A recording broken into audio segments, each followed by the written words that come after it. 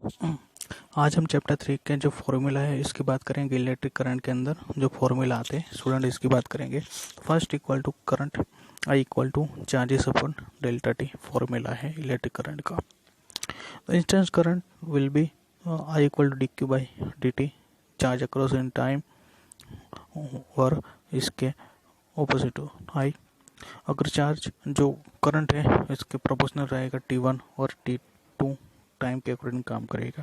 And instant current जो इसका graph ऐसा होगा आई वर्सेस टी कर्व एंड जो करंट है इसकी पोजीशन T1 वर्सेस T1 और T2 के अकॉर्डिंग होगी।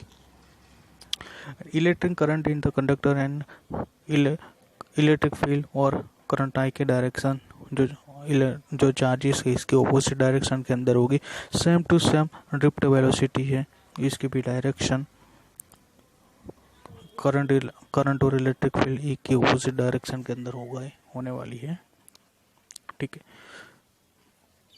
So electric current in conductor, so I current moves from the higher potential to the lower potential. In electric potential to move in the conductor, one side the charge is one side the current, one side the electric field. In electric current in the conductor drift velocity के opposite electric field और current होगा तो इसका drift velocity formula by the drift velocity E tau capital E upon M and current I formula बनता है इसका NEABD, number of electrons, area and drift velocity. So student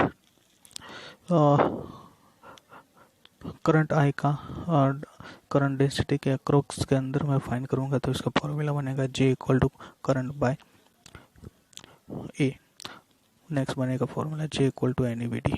next बात करेंगे हम रेजिस्टेंस का। स्टूडेंट काम क्या है तो रेजिस्टेंस काम ये करेगा, कोई भी कंडक्टर या है कोई भी मटेरियल है तो इसका करंट का जो पास होने वाला है इसकी ऑपोजिट डायरेक्शन के अंदर रेजिस्टेंस काम करता है। वो किसके ऊपर डिपेंड रहता है तो वो मटेरियल के ऊपर डिपेंड करता है और इसके लेंथ के ऊपर डिपेंड करता है और इसके एरिया के ऊपर डिपेंड करता है रेजिस्टेंस।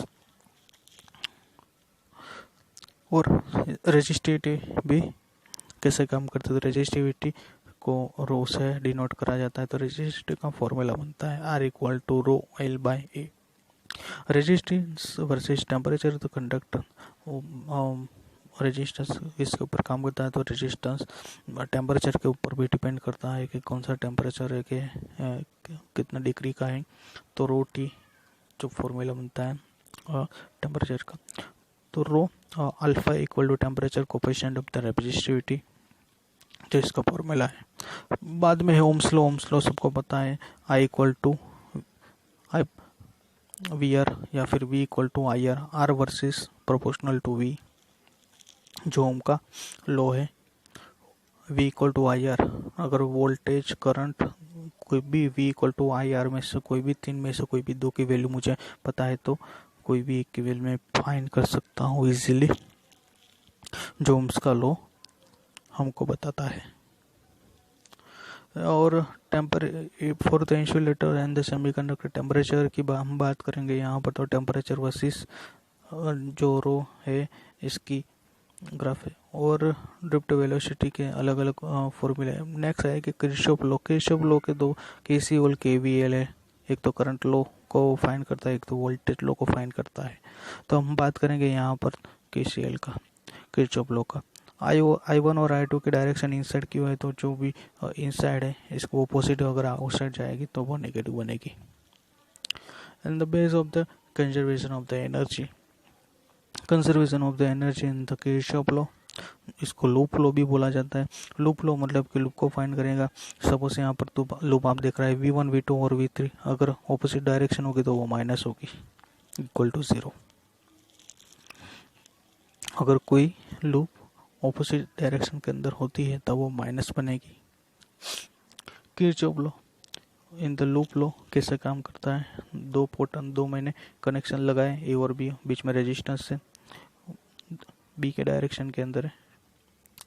नेक्स्ट किरचॉफ लॉ कैसे यहाँ पर काम करेगा तो वैसे ही E1 जो बैटरी है और E2 भी बैटरी है तो माइनस करंट पास होकर लूप हमको घुमानी है, तो करंट का डायरेक्शन आई है और R2 जो नज़दीक है -R2, क्योंकि दोनों के सेम डायरेक्शन आप देख सकते हो, E1 की भी सेम डायरेक्शन